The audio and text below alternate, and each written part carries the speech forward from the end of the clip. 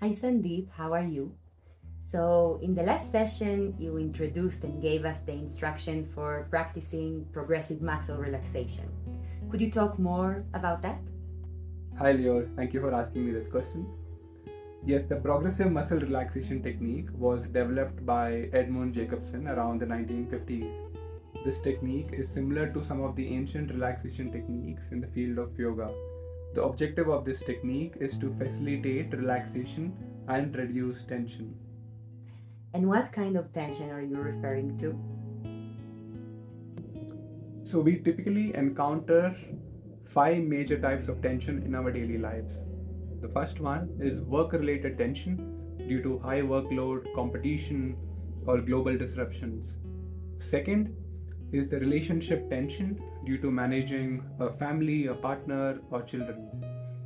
Third is the tension due to poor lifestyle choices such as eating junk food, having a lot of coffee, smoking, etc. Also, in addition to this, we have the social media tension due to comparison with friends who are often seen to be traveling all the time or enjoying. And the fifth one is the time management or the multitasking tension due to tight deadlines and managing multiple things simultaneously. In addition to this, we also experience environmental tension due to traffic, noise, air pollution, or also tension due to financial strain, job security, or tension due to future outlook. So, all these tensions get accumulated in our body and mind, disturbing our harmony and quality of life. Wow, I didn't realize this. I believe this is getting very common in big cities. Yes, many of us do experience these tensions almost daily, particularly professionals who lead a very busy life in the cities. Let me illustrate this with an example of a modern day working professional. Let us call him John. John, for example, wakes up late in the morning due to difficulties in sleeping in the night, so he is already agitated when he wakes up. So he first lights up a smoke, he opens his Instagram or social media accounts and notices stories of his friends on a vacation.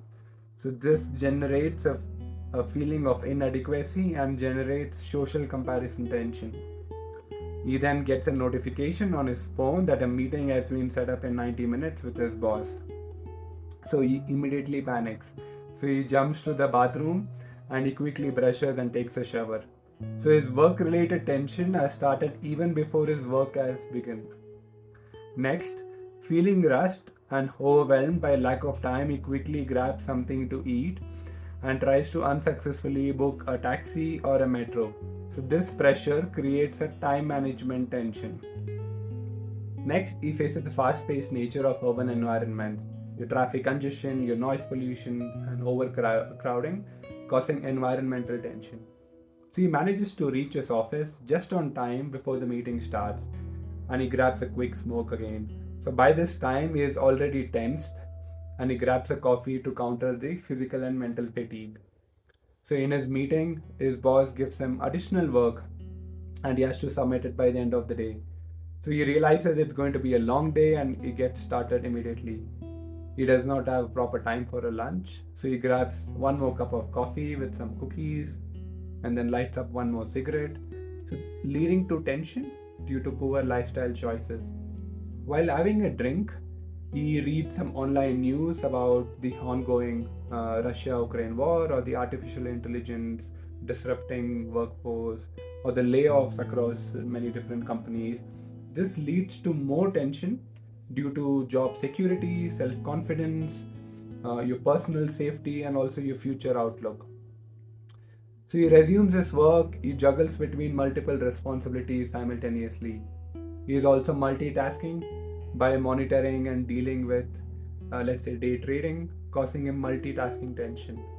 So between his work, he again scrolls his social media accounts and he starts lamenting on why he has to be stuck in his job while his friends are enjoying, creating more social comparison tension. Frustrated, he lights up one more cigarette. Then he gets a notification on his mobile on credit card payments. due to the rising cost of living and economic pressures, he has now experiences tension due to financial strain. So it is already late in the evening, and by constantly looking at the computer screen, his eyes, his body, and his mind are completely jammed, and he experiences technology related strain or tension. So he again lights up two more cigarettes with some coffee. So he finally submits his work to his boss and is about to leave the office when he receives a reply from his boss on some of the mistakes he has made. So he again panics, opens his laptop, makes some changes, and resubmits again. And now he's worried if this mistake is going to cost his promotion that he was expecting this year. Now that he is really worried, he offers his co-worker a drink. So both of them go to a nearby bar to grab some drinks, more cigarettes, and some pizza. So he realizes that he has completely forgotten to reply to his girlfriend's text. So he quickly sends her a sorry message. She reads the message but doesn't reply. So now he becomes more stressed if she will dump him and orders one more drink. So he experiences emotional tension, trying to balance work, personal commitments, and family responsibilities in a very limited time frame. So finally, he returns home. He maybe lights up a joint of weed or marijuana and tries to resolve the matter with his girlfriend.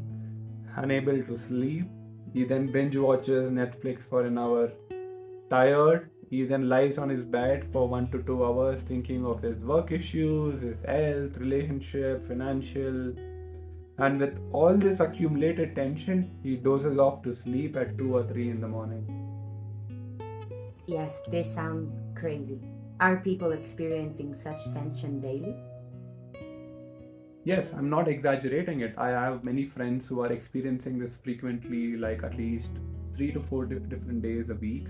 The remaining days as well, they experience a lot of tension, but at a lower level, but still higher than what it should be.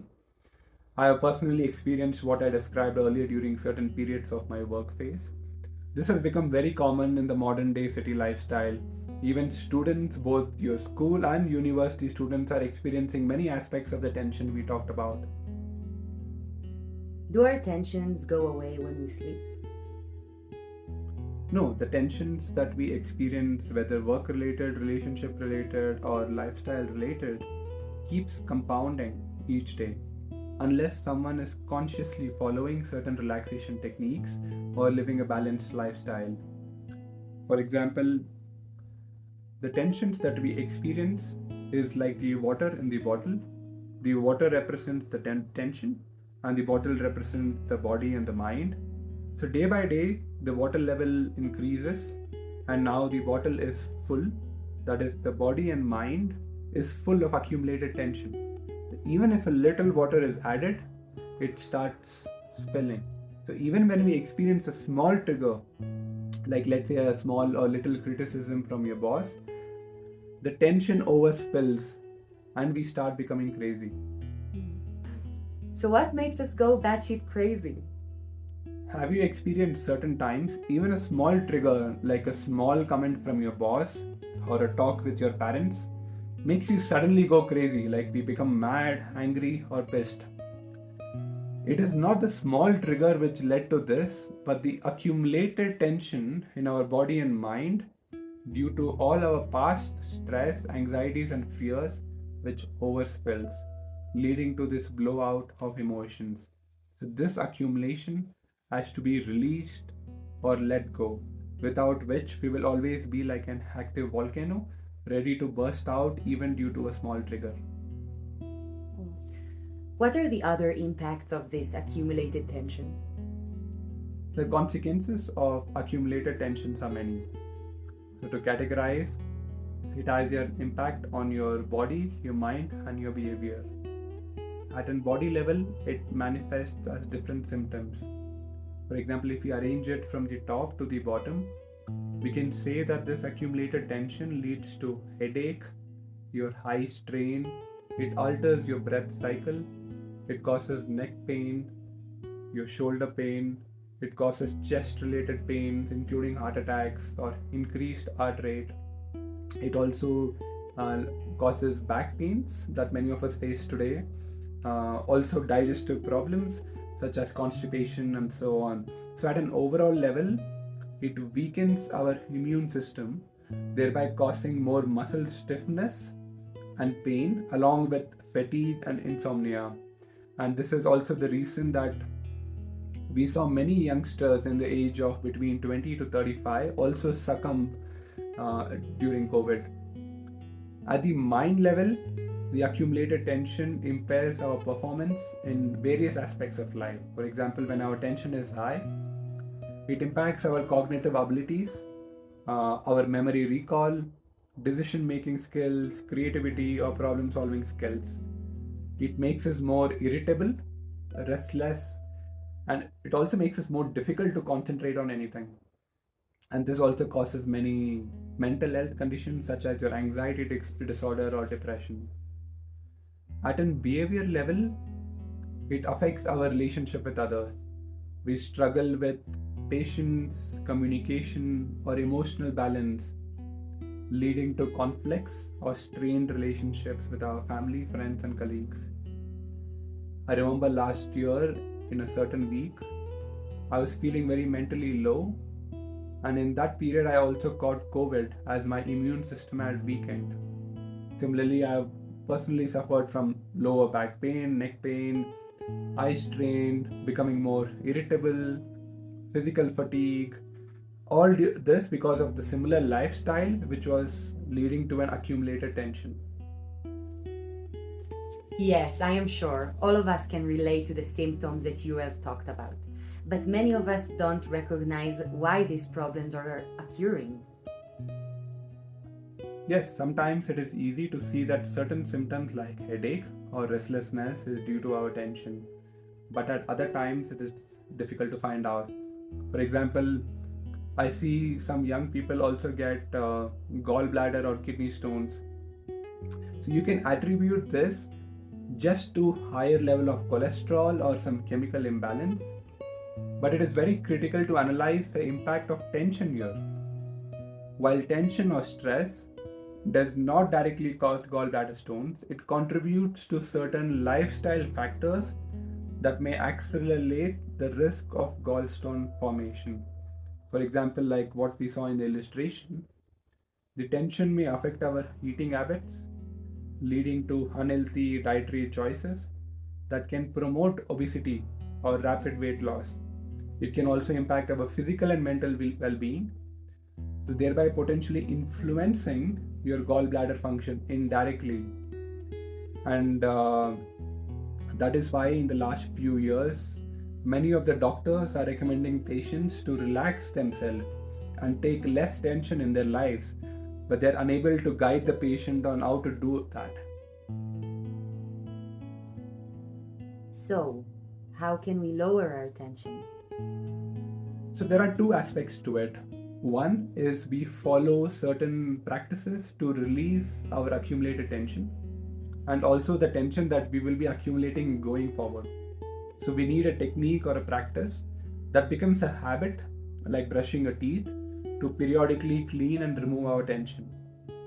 The second aspect is how can we change ourselves, our mindset, our attitude, and behavior that can eliminate or reduce the tension that we experience. It is very difficult to change the external circumstances. You cannot go and tell your boss to relax, calm down, or tell the traffic to slow down. But it is more easier if we can bring about some internal changes, that even if our boss is angry at us, or even if the streets are jammed with traffic, we remain calm without any tension. And both these aspects are important to reduce and eliminate our tension.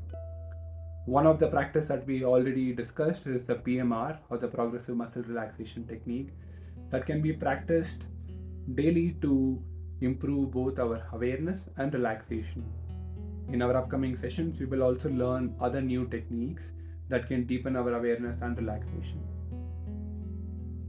I will be happy to know how does the PMR technique works. So this technique is based on a key finding, that is, mental tension leads to muscle tension. They're very closely connected. So, by reducing muscle tension, we can experience a deep sense of relaxation and stress relief. So, in the PMR technique, we intentionally and systematically tense and relax different muscle groups in the body, progressively moving from one muscle group to another. This process continues from our feet to the head until all the muscles in the body are relaxed. So, this technique offers two key benefits. We experience a range of physiological and psychological benefits. Since relaxed muscles require less oxygen, our breathing deepens and slows down. Our heart beats more slowly, our blood pressure drops, and our blood circulates through the organs and limbs. And as these voluntary muscles calm down, we experience a sense of calmness and tranquility, and our energy increases. Second, as we go through this process, we can become more aware of our own muscle tension and relaxation. We begin to recognize areas of tightness, discomfort, and we can be more attuned to our body sensations. And this helps us to easily identify and release tension more effectively and quicker, promoting a sense of deep relaxation. We will be able to automatically and unconsciously monitor and release unwanted tension without waiting for the end of the day to do any specific practices to release the tension. Thank you so much for explaining us how this technique works. Sure, I'm happy to share this technique on how it works. I would recommend you to try this technique out if you have not already done so. You can practice this technique daily or either before sleep or even at other times when you experience a lot of tension.